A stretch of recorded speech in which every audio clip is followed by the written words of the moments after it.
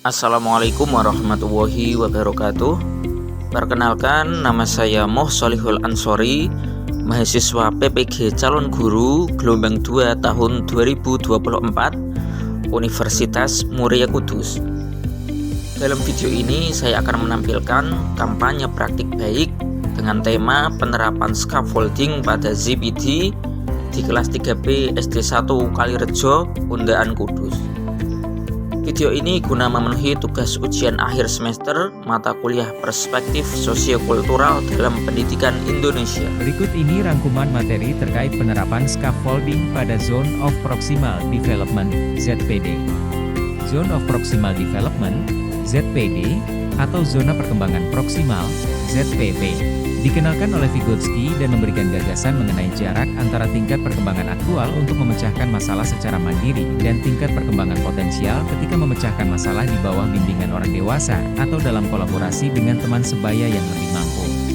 Konsep ZPD memberikan skenario interaksi antara dua orang yang memiliki kemampuan kognitif berbeda, di mana interaksi yang dilakukan memungkinkan murid yang memiliki kemampuan kognitif lebih rendah menjadi lebih mampu dan lebih mandiri untuk menyelesaikan tugas atau masalah. Scaffolding adalah bantuan sementara yang diberikan guru atau fasilitator kepada siswa untuk membantu mereka mencapai pemahaman atau keterampilan yang lebih tinggi daripada yang bisa mereka capai sendiri. Bantuan ini diberikan sesuai kebutuhan siswa dan secara bertahap dikurangi seiring dengan meningkatnya kemampuan siswa untuk melakukannya secara mandiri. Pengertian scaffolding. Scaffolding diartikan sebagai dukungan pembelajaran kepada peserta didik untuk membantunya menyelesaikan proses belajar yang tidak dapat diselesaikan sendiri. Menurut Wood pada 2001, selanjutnya kelebihan scaffolding. 1. Meningkatkan pemahaman. 2. Meningkatkan kepercayaan diri. 3. Mendorong kemandirian. 4. Meningkatkan kemampuan berpikir kritis. 5. Mendukung zona perkembangan proksimal, ZPD. Langkah-langkah dalam menggunakan scaffolding menurut Appleby dan Langer. 1. Intentionality, yaitu mengklasifikasikan bagian yang kompleks yang akan dikuasai siswa. 2. Appropriateness, yaitu fokus memberikan bantuan kepada siswa. 3. Strukture, yaitu pemberian model supaya siswa dapat belajar dari model yang ditampilkan. 4. Collaboration, yaitu guru memberikan respons terhadap tugas yang dikerjakan siswa. 5. Internalization, yaitu guru melakukan pemantapan pengetahuan yang dimiliki siswa. Permasalahan yang terjadi di kelas 3B. 1. Siswa yang terlalu aktif.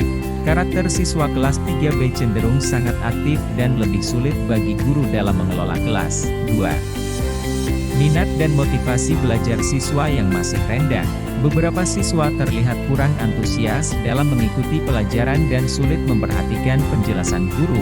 3. Siswa belum terbiasa dalam belajar secara berkelompok.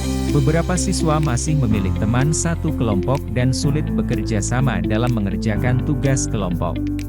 Bantuan scaffolding yang guru berikan pada kelas 3B SD 1 Kalirejo. 1. Dalam mengatasi karakter siswa yang aktif, guru juga merancang pembelajaran yang aktif dengan lebih banyak melibatkan siswa dalam proses pembelajaran, seperti kegiatan diskusi kelompok, presentasi dan membuat tugas berupa karya. 2. Dalam mengatasi motivasi belajar siswa yang rendah, guru mencoba memahami gaya belajar yang disukai siswa, seperti menggunakan media pembelajaran yang selalu baru, dan memperbanyak ice breaking dalam pembelajaran. 3. Dalam mengatasi siswa yang belum terbiasa untuk belajar secara berkelompok, guru mencoba memberikan pengertian dan penjelasan terkait manfaat belajar berkelompok.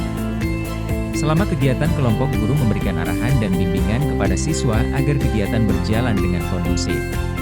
Hasil dari scaffolding yang diberikan. 1. Dari bantuan yang diberikan guru, terlihat siswa sudah lebih kondusif dalam mengikuti pembelajaran. Siswa tetap aktif tanpa mengganggu proses belajar siswa lain. 2. Minat dan motivasi belajar siswa semakin baik, terlihat selama proses pembelajaran siswa terlihat lebih antusias, seperti pada kegiatan, tanya jawab, diskusi, dan presentasi, dapat dilaksanakan seluruh siswa dengan baik. 3. Dalam kegiatan diskusi kelompok, terlihat perkembangan siswa sudah semakin baik. Pada pembagian kelompok, siswa sudah tidak lagi memilih-milih teman. Siswa dapat bekerja sama dengan kelompoknya dengan lebih baik. Bahkan siswa juga dapat saling belajar dan bertukar pemahaman. Pembelajaran dan replikasi terkait penerapan scaffolding pada ZPD. ZPD merupakan wilayah potensial belajar peserta didik, sedangkan dalam memaksimalkan wilayah potensial tersebut dibutuhkan bantuan yang disebut dengan istilah scaffolding. Keduanya saling terkait, ZPD tanpa adanya scaffolding tidak akan relevan. Sebaliknya, tanpa scaffolding potensi anak dalam ZPD mungkin tidak tercapai secara maksimal. Contoh scaffolding yang efektif adalah kolaborasi antar teman atau tutor teman sebaya. Penerapan strategi ini sangat efektif untuk membantu peserta didik dengan kemampuan rendah. Biasanya peserta didik akan lebih paham dengan penjelasan dari temannya karena mempunyai bahasa komunikasi tersendiri. Sekian penjelasan mengenai penerapan scaffolding pada ZPD pada kelas 3B SD 1 Kalirejo. Terima kasih dan sampai jumpa pada video-video berikutnya.